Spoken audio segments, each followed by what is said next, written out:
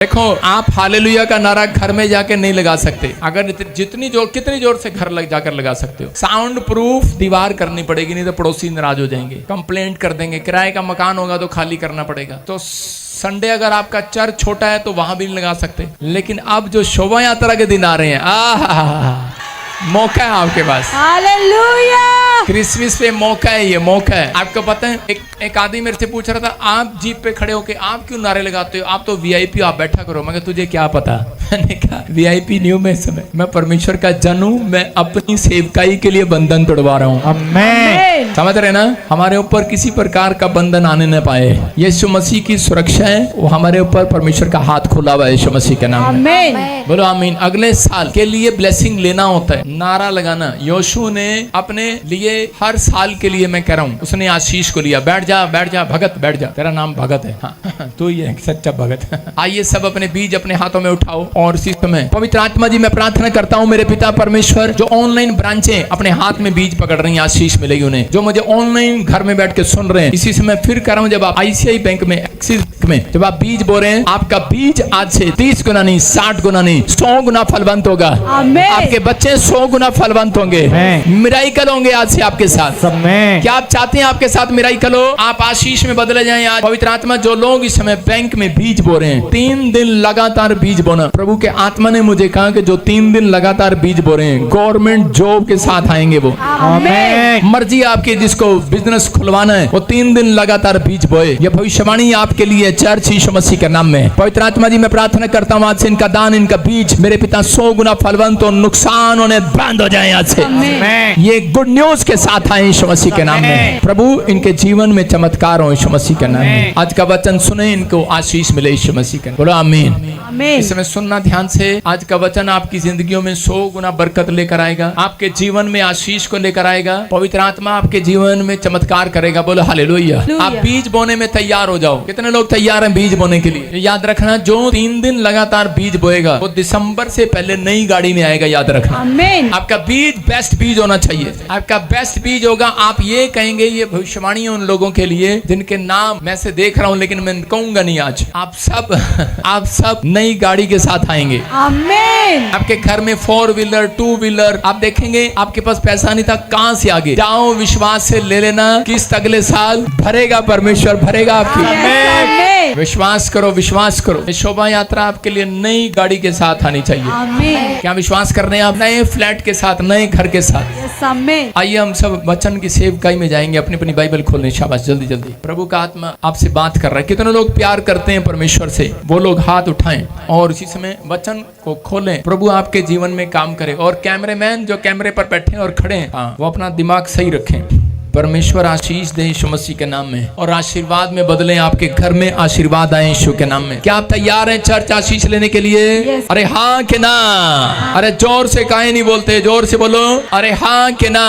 विश्वास कर रहे हैं आप कि पवित्र आत्मा आपको छुए और बरकत दे? मैं कह रहा हूँ कि अगली बरकत आपके पड़ोस में चली जाए। आप बोलो, अगली बरकत आपके पड़ोस में चली जाए। देखो कितने कितने कितने कितने गुस्से वाले लोग हैं यार, पड़ोस में बरकत दे ही नहीं रहे, आमीन बोल ही नहीं रहे। अरे मैं आपके, इसका मतलब आज भी आप अपने पड़ोसियों से नफरत करते हैं। मैंने कहा अगली बरकत आपके बाजू वाले घर में चली जाए, आपके पड़ोस में चली जाए। और लोग इतने गुस्से में हैं, कह रहे नहीं मानी जानी चाहिए अगली बरकत। मैंने कहा जो चर्च में बैठे हैं वो आपका पड़ोसी होता है, जो आपके साथ बैठा है, आपके पड़ोस में चली जाए। आमीन। आप बोलेंगे आमीन। अब समझ में आया? समझ में आया कि नहीं? अगली बरकत आपके पड़ोस में चली जाए। अगली बरकत आपके दुश्मनों के घर चली जाए। इसका मतलब आपका दुश्मन है कोई? तो मसीह में आने के बाद आपका दुश्मन नहीं होना चाहिए। आपके मुंह से आमीन निकलना ही नहीं था। आपने बता दिया कि आपका दुश्मन भी है कोई। बोलो हालेलुया। हालेलुया। आज से सारे दुश्मन खत्म हो जाए यीशु के नाम में। मतलब वो आपके दोस्त बन जाएं। बोलो हालेलुया। हालेलुया। विश्वास करने वाली बात है। अगर आज आप वचन में बने रहेंगे तो पवित्र आत्मा आज रात आपकी जीवन में कुछ अद्भुत करना चाहता है। और बात नहीं करना 5 मिनट जो आगे बैठे हैं, आपको इसलिए नहीं बिठाया, आपको वीआईपी नहीं है। आप इस समय परमेश्वर के जन हैं। आप सुने, आप ध्यान से, कोई बोले ना, बच्चा कोई बड़ा बात ना करे। जब हंसने का टाइम है तब हंसे, देखा? तो आपको इसमें बात नहीं करना है, क्योंकि वचन के टाइम हर पादरी को गुस्सा आएगा अगर आप वचन में डिस्टर्बेंस करेंगे। क्योंकि वचन अगर आपके दिमाग से निकल गया तो शैतान हमेशा यही चाहता है कि लोग वचन को सुनने ना पाए और ये घर पर जाकर फिर से दुखी हो जाए।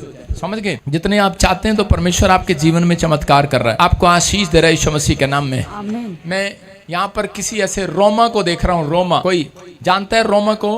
हाथ उठाओ। हाँ, अरोमा, अरोमा। हाँ, लड़की, कम हियर। हाँ, आगे निकल कर आओ। क्या नाम है आपका? बताओ, शाबाश, फटाफट। अपनी अपनी बाइबल कौन लाए हैं? बाइबल अपने हाथों में उठाओ, जोर से अपनी बाइबल उठाओ, जोर से करो। अपनी बाइबल उठाओ, ऊपर करो, ऊंचा करो हाथ। शाबाश, पूरा चर्च लेकर आए हैं। परमेश्वर इन्हें 100 में से 100 नंबर दे दे आज। आमीन। कितने नंबर मिलेंगे? कितने नंबर मिलेंगे? 100। हाँ, प्रभु के आंख अलग रहते हैं। इसका मतलब कहता है उनका स्वभाव यीशु मसीह जैसा, जिसका स्वभाव यीशु मसीह जैसा दिखा, यीशु मसीह ने उसको पता है क्या कहा? चंपा नहीं, अब तू टमाटर नहीं, अब तू कद्दू नहीं, अब तू हामलाल नहीं, अब तू श्यामलाल नहीं, अब तू धनवान नहीं, अब धन दौलत नहीं, ए धनो नहीं, ए दौलत नहीं, अब तेरा नाम नमक होगा। नमक है। कहता आ मेरे नमक, आ मेरे प्यारे लाल। वो सोच रहे थे डायमंड से हमें पुकारेगा, हमें कहेगा अरे ये तो मेरा हीरा आ गया। हीरा माँ कैसे बोलती है बच्चे को? बोलती जब वो पैसा कमा के लाता, आ मेरा डायमंड आ गया, आ मेरा हीरा आ गया। लेकिन यीशु ने ऐसे नहीं पुकारा, यीशु ने कहा मेरे नमक आ गए। हालेलुया, मेरे नमक आ गए। क्योंकि नमक की एक परिभाषा है, याद रखना कि नमक किससे बनता है? नमक बनता कैसे है? समुद्र में से जब वो अलग हो जाता है तब वो नमक बनता है। तो इसलिए परमेश्वर भी चाहते हैं, कहता है जितने मेरे नमक बनना चाहते हैं वो संसारिकता से अलग हो जाएं। जब आप संसारिकता से अलग हो जाते हैं, पाप की जिंदगी से अलग हो जाते हैं, तब आप परमेश्वर के नमक कहलाते हैं। और पवित्र आत्मा अपने नमक को कहता है कि लोगों की जिंदगियों में भेजता है और उनका स्वाद बना देता है यीशु मसीह के नाम में। अरे बात सुनो, बिरयानी में अगर नमक ना पड़े, चिकन बिरयानी में और वेज बिरयानी में अगर नमक ना पड़े, कैसा लगेगा? स्वाद आएगा? स्वाद आएगा? हाँ भाई, पनीर की सब्जी में नमक ना पड़े, स्वाद आएगा? अरे भाई साहब, किसी का ब्याह हो और पुलाव बने हो और नमक ना हो तो कैसा करेंगे? करेंगे। साग में नमक ना हो, साग में नमक ना हो। याद रखना, आज के बाद कहता लोगों की जिंदगियों में स्वाद जब आएगा जब मसीह लोग जहां जाएंगे वहां स्वाद आ जाएगा।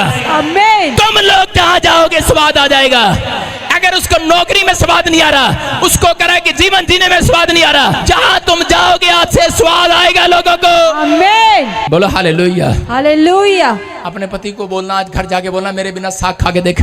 शादी होती है, पति साथ में बैठ के खाना खाता है, खिलाता भी है, ले खाना मेरी चंपा। और 2 महीने बाद पुरी साहब से पूछ लो, किसी से पूछ लो, हमसे ही पूछ लो, दूर क्यों जा रहे हो?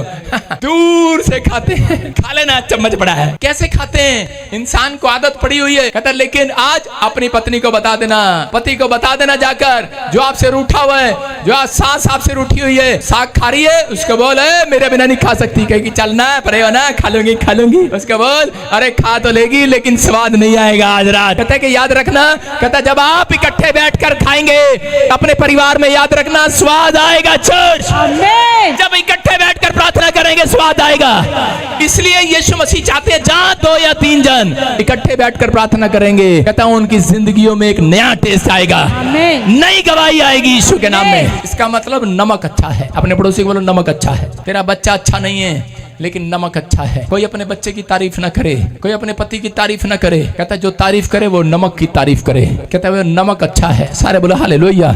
यीशु की तारीफ करे। मूसा 40 दिन पहाड़ी पर चढ़ा और जब 40 दिन के लिए पहाड़ी पर चढ़ा तो उस समय उसकी उम्र 120 साल थी। कितनी थी? 120 साल।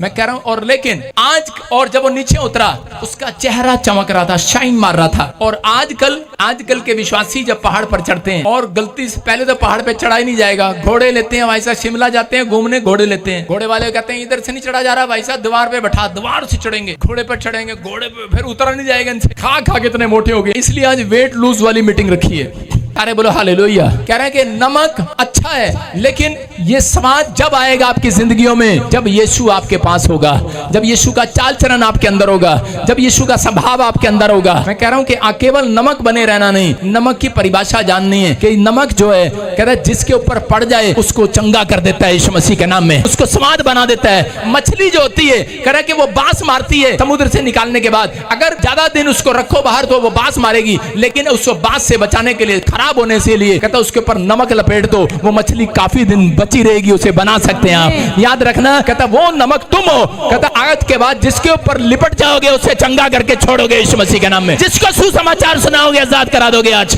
बनना है कि नहीं? नमक बनना है कि नहीं? अरे गुड़ बनना है, हलवा बनना है, क्या बनना है मर्जी है आपकी, लेकिन नमक बनना है। लेकिन नमक बनने के लिए यीशु मसीह ने कहा नमक का आज परिभाषा जानना है। नमक समुद्र में रहता है लेकिन उस समुद्र से अलग हो जाता है तब बनता है नमक। आज सांसारिकता से अलग हो जाओ तब यीशु मसीह के चेले चेलियां खिलाओगे, तब यीशु के बेटे बेटियां खवाओगे। परमेश्वर का आत्मा कह रहा है लेकिन मूसा पहाड़ी पर चढ़ा और उसके ऊपर कहता वो यीशु का नमक था, परमेश्वर का नमक है। पहाड़ी पर चढ़ा और इसी समय 120 साल की उम्र में भी वो हट्टा कट्टा था और जब नीचे उतरा उसका फेस चमक रहा था। लेकिन आजकल के जवान अगर पहाड़ी पर चढ़ा दे और गलती से इन लड़कों को 40 उपवास करा दे का मुंह ऐसे हो जाएगा चूसा हुआ आम जैसा। मैं कह रहा हूं कि आजकल भाई साहब पूरी बुरी हालत हो जाती है। एक उपवास में, 2 उपवास में, 3 उपवास में, 40 में तो बस हो जाती है।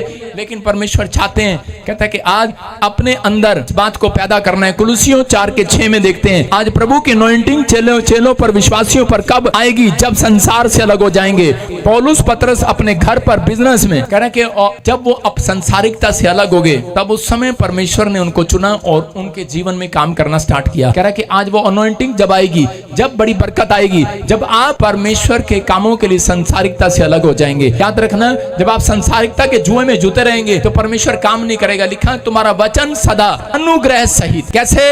अनुग्रह सहित और सलोना हो कि ताकि तुम्हें हर एक मनुष्य को उचित रीति से उत्तर देना आ जाए। बोलो हालेलुया, हालेलुया। फिर से पढ़ो इसको। तुम्हारा कहता है कि मैं मसीह में हूँ, हाथ उठा के बताओ।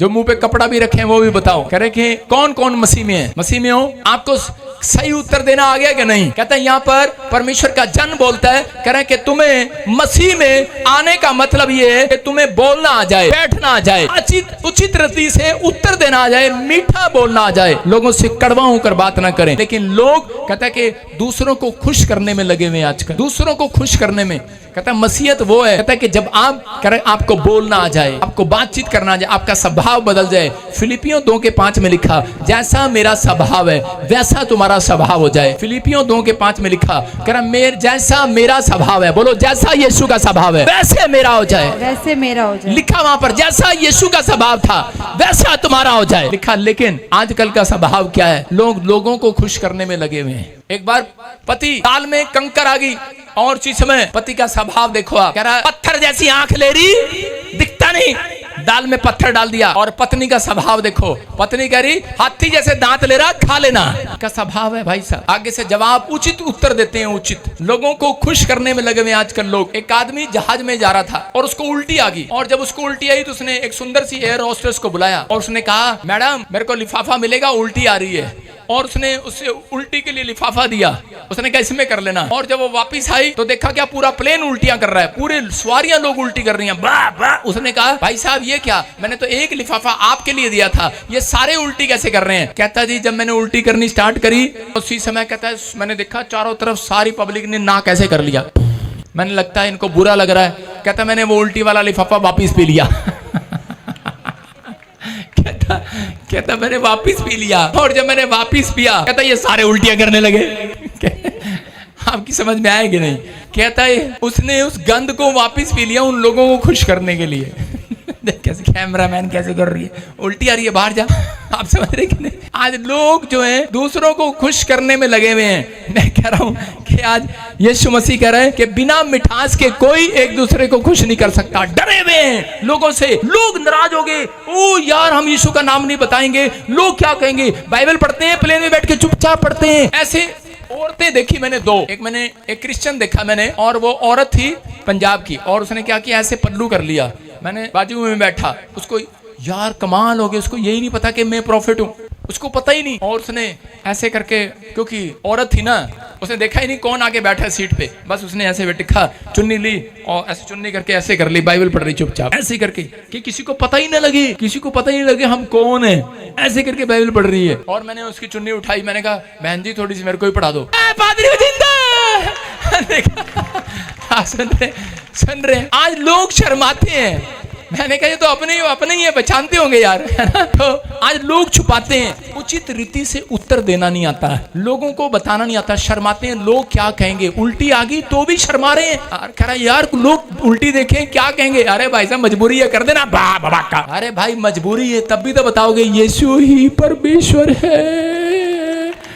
जब भी तो बताओगे, जब बीमार पड़ जाओगे जब भी तो बताओगे यीशु ही परमेश्वर है। लेकिन अगर जो आज से बताना स्टार्ट कर रहे हैं, यीशु कह रहा है ये मेरे पृथ्वी के नमक है, नमक, हालेलुया, नमक है, नमक, जिसके साथ लिपट जाएंगे उसे चंगा करके छोड़ेंगे यीशु के नाम में। कह रहा है कि जिसके लिए प्रार्थना करेंगे उसका काम बना कर रहेंगे यीशु मसीह के नाम में। आपकी समझ में आ रहा है कि नहीं? यहाँ पर परमेश्वर ने भविष्यवक्ता को कहा, कहता है कि तू जा रहा है, तू देख रहा है उस व्यक्ति को कि ये राजा होने के लिए तैयार नहीं है, अभी इसका कद नहीं है, इसकी हाइट नहीं है, इसके पास पैसा नहीं है, इसके पास कोई टैलेंट नहीं है। परमेश्वर ने कहा, कहता है कि मैं रूप देखकर किसी को आशीषित नहीं करता, मैं एक व्यक्ति का मन देखकर आशीषित करता हूं यीशु मसीह के नाम में। और आज पवित्र आत्मा ऐसे लोगों को आशीषित करना चाहता है जिनका मन अंदर से सुंदर है, जिनका मन छल कपट से भरा हुआ है, वो व्यक्ति कभी जिंदगी में कामयाब नहीं होते। परमेश्वर कह रहा है कि आपके मनों से, कहता है कि जब आप भेंट चढ़ाने जाते हैं तो उसी समय वो आपके मन को, आपके माइंड को पढ़ लेता है। कितने लोगों को पता है ये बात कि जब आप भेंट लेकर आते हैं तो परमेश्वर का एक तरीका है, परमेश्वर कभी किसी व्यक्ति को चेक नहीं करते। परमेश्वर जब चेक करते हैं, कह रहे जब वो भेंट चढ़ा रहा होता है तो उसके माइंड को चेक कर रहा होता है परमेश्वर। इसका मतलब आप इस समय क्या देने वाले हैं परमेश्वर को, परमेश्वर चेक करता है। अगर परमेश्वर चेक करता है तो कहता है इंसान भी तो कई बार परखता है। आपने देखा औरत को पति पत्नी, जब किसी पति की पत्नी नाराज हो जाए तो वो उसे भांप लेता है कि नहीं आज पति नाराज है। कैसे भांपता है? उसकी पत्नी भागेगी नहीं, नाराज होगी पति से, खाना भी बनाएगी, कपड़े भी धोएगी, चाय भी देगी, नाश्ता भी कराएगी, कपड़े प्रेस भी करेगी, लेकिन जब भी कोई चीज देगी टप टप करके देगी। और इसमें पति को लग जाता है भगवान आज नाराज है भाई। अरे जांच लेते हैं कि नहीं अंदर से, हम जांच लेते हैं आज पत्नी गुस्से में लग रही है भाई, आज पत्नी नाराज है भाई। लेकिन यहाँ परमेश्वर भी करे कि कई बार आपको जांच लेते हैं। अगर पत्नी सारा काम भी करेगी लेकिन कभी भी आगे से बोलेगी नहीं, बस बता देगी कि मैं नाराज हूं, उसके इशारे करने से पता लग जाता है नाराज है। परमेश्वर ने भी हाबिल को और कैन को जब उन्होंने भेंट चढ़ाई तो परमेश्वर ने बता दिया कि मैं कैन तेरे से नाराज हूं, मैं तेरी भेंट को लेने वाला नहीं हूं। लेकिन वो उस समय भी वो समझा नहीं, क्योंकि वो बचा खुचा लेकर आया था परमेश्वर के सामने। वो बचा खुचा, पवित्र आत्मा बताता है मलाकी की पुस्तक में 3:11 में लिखा, कह रहा परख कर देखो यहोवा भला है कि नहीं। आज बहुत सारे लोग परखते हैं परमेश्वर को, लेकिन पवित्र आत्मा कह रहा है कि परख कर देखो। अगर परमेश्वर आपको परख रहा है या परमेश्वर आपको कह रहा है कि तुम मुझे परख कर देखो, तो परमेश्वर भी आपको परखता है। जब आप बीज लेकर आते हैं, जब आप भेंट लेकर आते हैं, जब आप प्रार्थना में आते हैं तो परमेश्वर परखता है। एक जगह पर औरत को एक मंदिर में यीशु मसीह जाकर बैठ गए और उसी समय जब वहां लोग आराधना कर रहे थे, प्रार्थना कर रहे थे, सेवा कर रहे थे और बीज डाल रहे थे, उस समय यीशु मसीह वहां सबसे पहले आकर ये देख रहे थे कौन किस तरीके से दान डालता है, कौन किस तरीके से डालता है। बहुत सारे धनवानों ने कह रहे कि जब दान डाला, लेकिन उसने देखा एक औरत आई और उसने 2 दमड़ी अपने जीवन की सारी कमाई उसमें डाल दी और खुश होकर डाल दी। और उसी समय यीशु मसीह ने कहा, कह रहा कि आज धनवानों का धन फेल हो गया, आज उनके दान डालने का स्टाइल फेल हो गया, आज उनका प्रार्थना करने का स्टाइल फेल हो गया, आज उनका चर्च आने का स्टाइल फेल हो गया। कहता इस विधवा का, इस औरत का दान डालने का स्टाइल मेरी नजर में पास हो गया आज यीशु मसीह के नाम में। मैं कह रहा हूं परमेश्वर जांचते हैं, माइंड पढ़ते हैं उस समय में आप क्या कर रहे होते हैं, आप क्या सोच रहे होते हैं। अगर आप रखें सही, परमेश्वर भी हमारे दुआ करने के तरीकों को देखते हैं, हमारी आराधना करने के तरीकों को देखते हैं। अगर परमेश्वर को पसंद आ गया आपकी आराधना करने का, दान डालने का, प्रार्थना करने का तरीका परमेश्वर को पसंद आ गया, तो परमेश्वर आपको नए आइडिया देंगे बिजनेस करने के लिए, नए तरीके देंगे आज के बाद आपके लिए। लेकिन आपको अपनी लाइफ में इन चीजों का ध्यान रखना है। कुछ लोग प्रार्थना करते हैं लेकिन उनका तरीका सही नहीं है, अपनी प्रार्थना में दुश्मनी निकालते हैं। परमेश्वर आपको पता है मेरी सास ने मेरे साथ क्या किया था, दहेज में 1 रुपया नहीं दिया। परमेश्वर आप देख रहे हैं मेरे ससुर को, उसने मुझे कभी आई लव यू नहीं बोला। आप जानते हैं परमेश्वर ये कितना कसाई है। आप कई बार दुश्मनी निकालते हैं, कई बार हम लोग दुश्मनी निकालते हैं कि परमेश्वर जानता है, कह रहा ये किस तरीके से दुआ करते हैं। बहुत लोग कह रहा 2 जन दुआ करने के लिए आए मंदिर में और उसी समय परमेश्वर उसे जांच रहे थे। एक आदमी दुआ कर रहा है और एक बार अपने काम गिना रहा है और दूसरी जगह दूसरे के पाप गिना रहा है।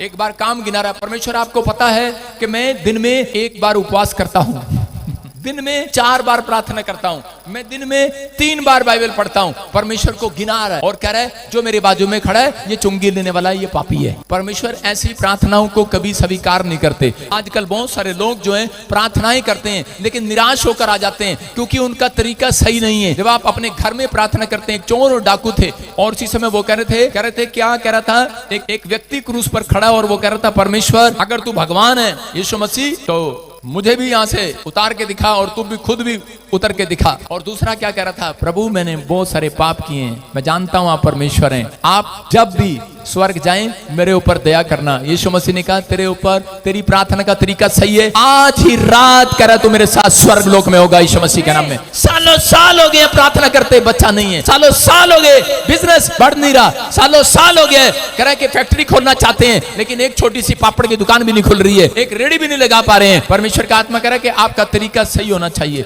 आपकी प्रार्थना में कहता है कि परमेश्वर कहता है कि दूसरों पर दोष नहीं चाहते, आपकी प्रार्थना में परमेश्वर ये नहीं चाहते कि आप परमेश्वर पर दोष लगाएं। कहता है परमेश्वर चाहते हैं, कह रहा है कि आप कहता है परमेश्वर के सामने नम्र बने और दया मांगे परमेश्वर से। पवित्र आत्मा उन प्रार्थनाओं को सुनते हैं। अगर आपका तरीका सही है तो परमेश्वर काम करता है। आजकल के बच्चे मैं कह रहा हूं क्या करते हैं, अरे यार चल प्रार्थना में, अपनी बहन को अपने भाई को बोलते हैं चल यार प्रार्थना में चल, करने तो ये बुढ़ा बुढ़ी ना अपने माँ बाप को बोलते हैं ये बुढ़ा बुढ़ी ना में जीने नहीं देंगे पूरा दिन। अरे चल यार इनके साथ प्रार्थना में बैठ जाओ 1 घंटा 2 घंटा। करे अगर इनके साथ चर्च नहीं गए तो कहता है पूरे हफ्ते मोबाइल नहीं देंगे ये बुढ़ा बुढ़ी हमें। कह रहे कि खेलने के लिए, कहते इसलिए चल जा 2 घंटे बैठ जा जाके। इसलिए बच्चे ना यहाँ पर 2 घंटे के लिए बैठे हैं, पूरे हफ्ता मोबाइल मिलेगा। कई बच्चे इसलिए प्रार्थना में बैठते हैं, कहीं ऐसा ना हो यार सारा दिन डांट खाते रहे, चल 15 मिनट कोई बात नहीं बैठ जाते हैं प्रार्थना में। इसका मतलब परमेश्वर आपके माइंड को पढ़ लेते हैं जब आप प्रार्थना करते हैं। जब आप कह रहे कि चर्च आते हैं आपके माइंड को पढ़ लेते हैं, जब आप दान देते हैं वो आपके माइंड को पढ़ लेते हैं।